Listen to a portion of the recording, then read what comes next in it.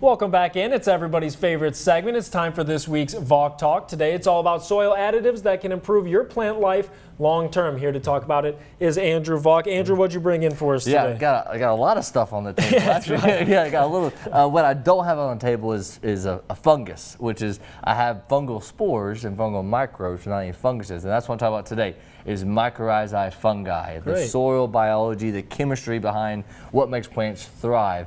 I layer in this conversation really with the weather we're having today. Whenever we get those drought or stress conditions, in this case a drought, having that soil biology relationship makes tremendously difference on soil health. So if they're not getting maybe as much water or anything, this can kind of help supplement that plant growth. Yep, exactly. And I brought this big tub, really just ease of illustration, but this is all this is a massive strain of mycorrhizae fungi. So beneficial that you just scoop in and just apply to your soil at the time of planting. You get these, I bought this little packet, it's really difficult to see, but a lot of times people get inoculated seed or they inoculate their seed at the time of seeding. Sure. So that's what, same relationship, but you can't apply this at the seeding, and that's what I'm talking about now. Whenever you apply this at the time of planting, tremendously more beneficial applying mycorrhizae fungi at the time of planting than like top coating. Sure. So, and the purpose behind mycorrhizae bacteria is to really promote that symbiotic relationship between plant and soil biology, the microbes in the soil. What it does is basically the microbes, they attach to the plant tissue, the plant roots, and they basically blend rooting structure together. So in theory, plant roots on one species to another species share the same water and nutrient availability. Right.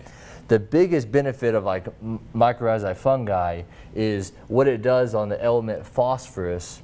That promotes, it basically breaks down phosphorus even more so that like more sensitive species like a Japanese maple, any broadleaf evergreens, a rhododendron, like these three I brought for a quick illustration, these three species are tremendously beneficial, but any species of plants, if you can share the same nutrient resources and really uptake more easily the element phosphorus, plants will dramatically improve and really like talk back to you differently than a non-inoculated soil, a non-mycorrhizae based soil. Sure, so it just kind of helps them absorb all those nutrients as well. Now you mentioned these ones, is that kind of the better species that it works on? Yeah, these are three like broadleaf evergreens. Japanese maple is tremendously beneficial for that.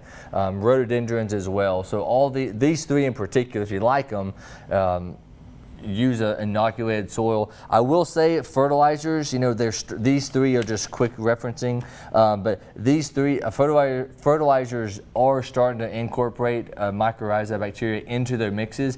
I want to say that two-part. One, look for that on bags, but two, this is mycorrhizae isn't a fertilizer. It doesn't take the place for fertilization, but you can dramatically decrease your need of fertilization if you use a mycorrhizae-based formula at the time of planting. Sure, yeah, and especially if you have these kind of plants, it'll help you kind of get the most out of your garden. Andrew, thank you so much. That's going to be it for this week's Valk Talk. Stay with us. We'll be right back.